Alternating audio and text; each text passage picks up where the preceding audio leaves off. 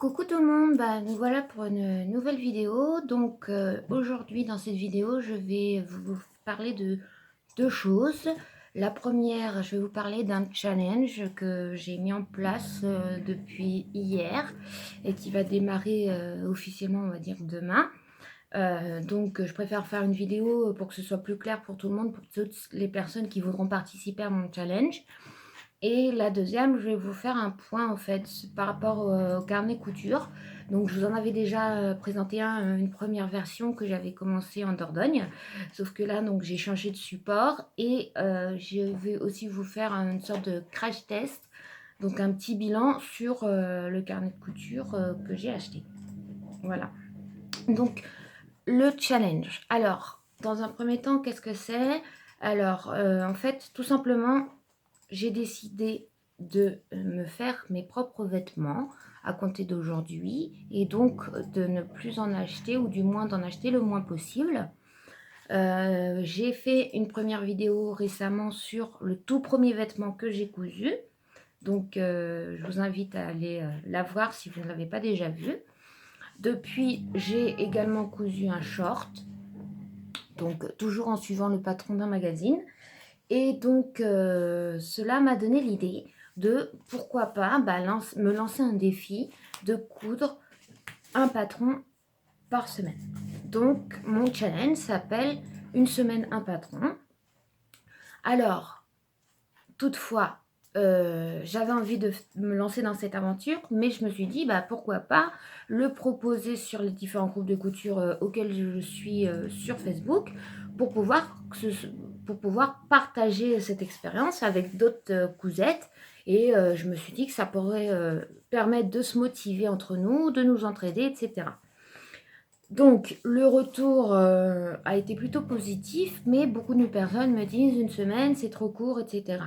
Donc, c'est pour ça que je fais cette vidéo, pour parler de mon challenge et redire vraiment toutes les infos. Alors, le challenge, vous pouvez le trouver sur un groupe Facebook que j'ai créé exprès pour, qui s'appelle Challenge une semaine un patron by Lulu la Tortue. Je vous mettrai le lien en barre d'infos. Deuxième point, donc tout le monde peut participer à ce challenge, y compris les débutantes. Mon but de ce challenge, c'est justement pour celles qui n'osent pas se lancer, qu'elles le fassent, parce que moi, avec le recul, j'ai mis énormément de temps à me lancer pour la création de mon premier vêtement, et au final, ça a été une super expérience, j'en ai tiré beaucoup de plaisir, et du coup, maintenant, ma peur est totalement partie. Donc, je me dis, si je peux aider à motiver certaines à se lancer, pourquoi pas. Donc, voilà, mon but, ce n'est pas de créer une compétition entre membres, c'est vraiment le but de partager, comme je disais, mais tout en restant dans le respect. Donc, de ne pas faire des commentaires négatifs juste pour se moquer de la création de l'autre. C'est vraiment pouvoir faire des critiques constructives. Donc, le but, c'est que chacune des personnes qui participent, une fois qu'elles postent leur réalisation, me donnent un peu leur ressenti, quelles difficultés elles ont eues, quels patrons elles ont utilisés, etc. Voilà. Donc, afin de ne pas être trop restrictif, j'ai précisé sur le groupe, mais je le redis dans cette vidéo. Donc, moi, personnellement, j'ai décidé de faire une semaine un patron. Celles qui me suivront, tant mieux. Mais vous avez tout à fait possibilité d'adapter à votre rythme. C'est-à-dire que celles qui veulent faire un mois un patron, c'est tout à fait possible.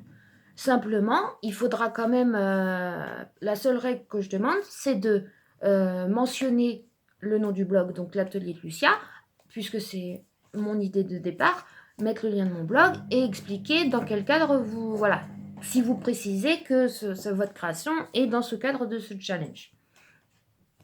Autre point, excusez-moi, vous venez de voir la queue de la choupette. Autre point, donc voilà, là, au niveau de la durée, vous n'êtes pas limité. Simplement, moi, tous les lundis, je vais proposer un thème de vêtements, puisqu'à la base, c'est pour créer des vêtements.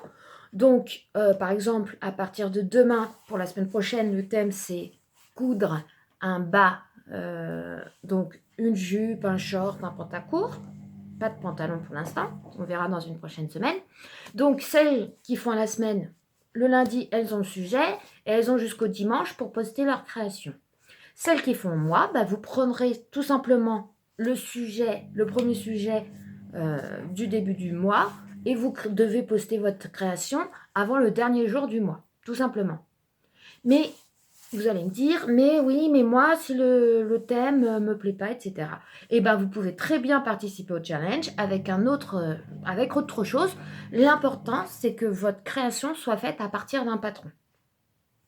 Alors après, je vais avoir l'argument, mais les patrons, ça coûte cher, etc. Ben non, le but, c'est, je vous dis, c'est pas de vous ruiner ou quoi que ce soit. Donc la création doit être faite à partir d'un patron, mais ça peut être un patron gratuit. Je mettrai régulièrement sur le groupe des liens de sites où on peut trouver des patrons gratuits. Ça peut être un patron acheté, bien évidemment, mais ça peut être, si vous savez faire du patronage, un patron créé par vos soins. Donc voilà, je ne sais pas si c'est plus clair. Donc, un petit résumé.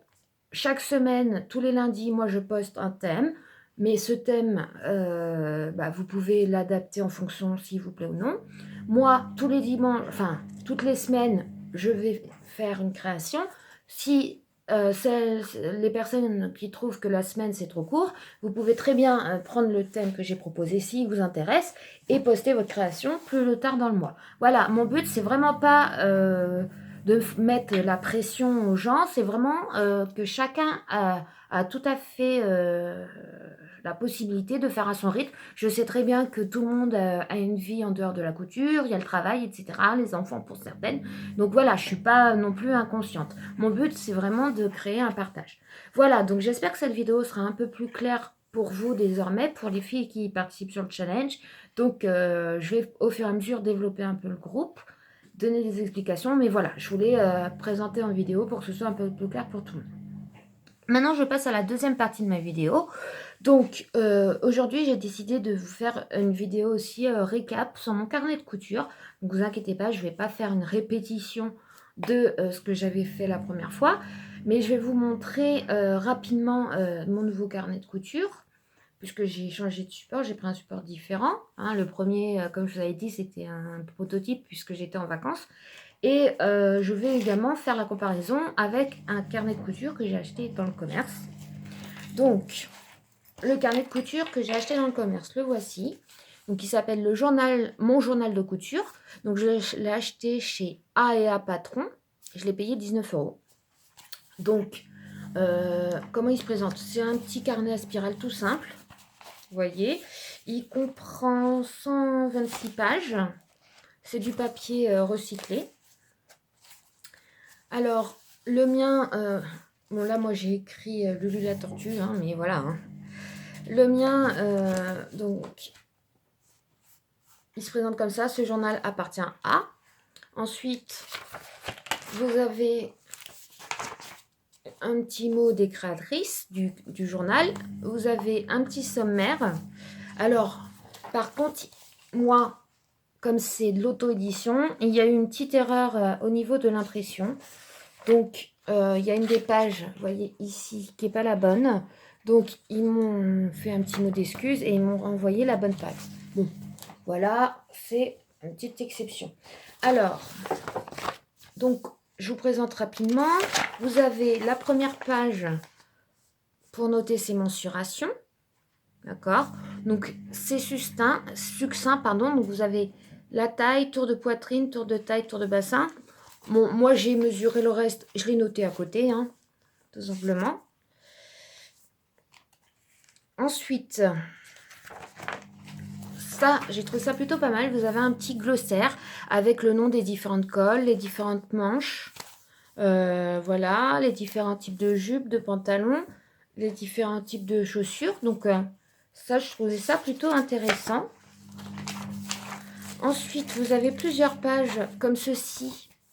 Avec, vous voyez, c'est en plus clair. C'est pour vous permettre des silhouettes, pour vous permettre, si vous souhaitez, dessiner vos propres patrons. Donc ça, c'est intéressant. Donc cela, vous l'avez sur plusieurs pages. Ensuite, vous avez l'agenda de mes cousettes. Donc, si vous avez fait différentes cousettes, avec si vous voulez les retrouver après. Donc moi, j'ai noté toutes les cousettes, toutes mes commandes que j'ai à faire. Ensuite, vous avez une page liste de mes patrons de couture, donc avec le type de vêtement, la marque, l'année, le nom du patron et le métrage nécessaire. Donc c'est pour vous faire un petit bilan. Donc ça peut être pas mal. Ensuite, j'ai trouvé c'est intéressant, vous pouvez lister vos tissus. Et ensuite, vous avez des pages comme ceci. Avec des pages, des fiches projets. En fait, vous avez un petit encadré pour mettre le petit bout de tissu. Vous voyez, le nom du projet, si c'est telle version, la taille, les fournitures, la composition du tissu, les modifications, ce que j'ai appris. Et à côté de chaque page comme ça, vous avez donc pareil, le devant et le derrière de la silhouette où vous pouvez dessiner le modèle. Et à la toute, donc vous avez pas mal de pages comme ça. Et à la toute fin, vous avez 2-3 pages blanches, notes personnelles. Donc, écoutez, j'ai été, on va dire, plutôt satisfaite. Du coup, je l'utilise, hein, ce journal. Par contre, c'est vrai que on est quand même limité. En fait, on va dire que pour moi, ce journal, j'y note tous les projets en cours. Donc là, par exemple, les vêtements que j'ai faits, etc. Mes commandes en cours. Donc ça va me permettre de lister. Ça va me permettre aussi de noter au brouillon mes idées si j'ai envie un jour de créer, pourquoi pas, mes propres patrons quand j'aurai appris le patronage. Mais donc je l'utilise. Je trouve assez concis. Il est léger, en plus il n'est pas lourd, donc on peut l'emmener partout. Donc ça, c'est plutôt positif. Mais honnêtement, pour moi, il n'est pas suffisant. Donc, pour moi, ce journal de couture, pour moi, c'est plus un complément par rapport à ce que j'entends du journal de couture. Parce que vous allez voir, mon journal de couture, c'est limite un bullet journal dédié à la couture, en fait, tout simplement. Donc, je vais vous le présenter. Alors, tout d'abord, le voilà. Il est juste magnifique. Donc, je tiens à remercier encore Zouli Chose, Jouli Papier. Donc, vous pouvez trouver sa page sur Facebook qui fait des magnifiques TN, Traveler Notebook. Et donc, elle m'a fait celui-ci. Donc, vous voyez, c'est en simili-cuir à l'extérieur et en tissu à l'intérieur. Donc, je le trouve juste magnifique. Donc, elle m'a fait 2 gros carnets en taille A5 avec des petites poches et une pochette à la fin. Donc, franchement, j'en suis contente. Je suis là d'avoir un petit. Donc, je vous présente rapidement comment j'ai fait. Donc, ça, c'est ma page de garde, hein, comme toujours. Donc, comme le principe du bullet journal, et comme sur mon prototype, je me suis fait un index. Et au fur et à mesure, je note mes pages. Mais vous voyez, par rapport au journal de couture que je viens de vous montrer à l'instant, moi dans mes catégories, alors donc j'ai mes commandes en cours, le stock de mes tissus, les idées de mes projets, mes mensurations, certains tutos que j'ai vus ou que j'ai créés, le plan de mon futur atelier de travail, les mesures de mon atelier de travail, ma wishlist, les mots de passe pour mes signes de couture, mes notes concernant la surjeteuse, mon carnet de bord avec mes différentes notes par rapport à la machine à coudre, mes erreurs à ne pas renouveler, mes groupes Facebook, les chaînes YouTube que je suis, les différents points élastiques qui existent sur une machine, enfin voilà, mes idées de vidéos, des idées d'articles pour mon blog, voilà. Donc, chaque fois que je trouve un truc intéressant concernant la couture, je peux le noter dessus. Donc, l'avantage d'un carnet comme ça que vous faites vous-même, c'est que vous n'êtes pas limité dans les catégories, vous n'êtes pas limité dans les pages.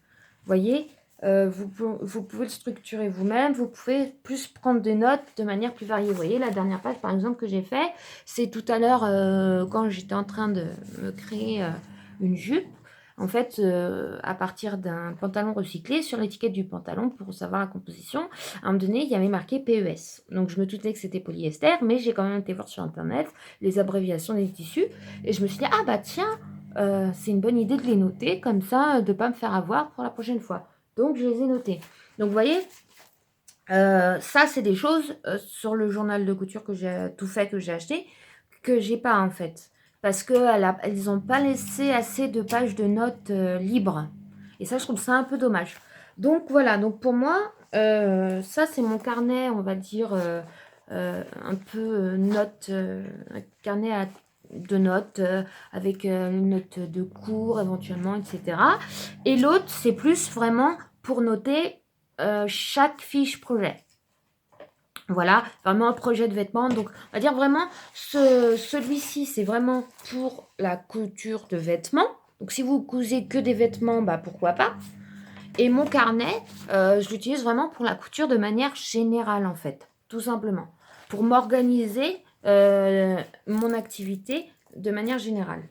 Et puis, comme il est trop beau, bah, ça serait un peu dommage de ne pas l'utiliser. Donc, voilà.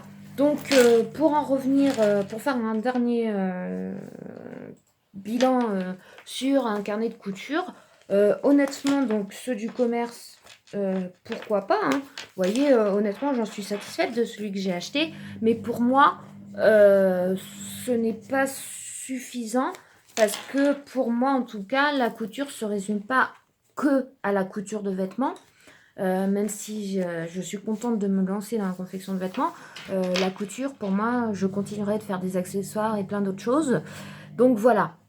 Donc j'espère que cette vidéo vous aura plu, vous aura aidé un peu plus, que ce soit pour le challenge ou pour le journal de couture. En tout cas, si vous souhaitez participer au challenge, je vous invite vraiment à venir sur le groupe Facebook. Ou si vous n'avez pas Facebook, à m'envoyer un petit mail. Je remettrai mon mail à la fin de la vidéo. N'hésitez pas à me laisser un petit commentaire si elle vous a plu ou à vous abonner à ma chaîne si ce n'est pas déjà fait. Voilà, je vous fais des gros bisous et puis je vous dis à très bientôt sur le blog ou dans une prochaine vidéo. Bisous tout le monde!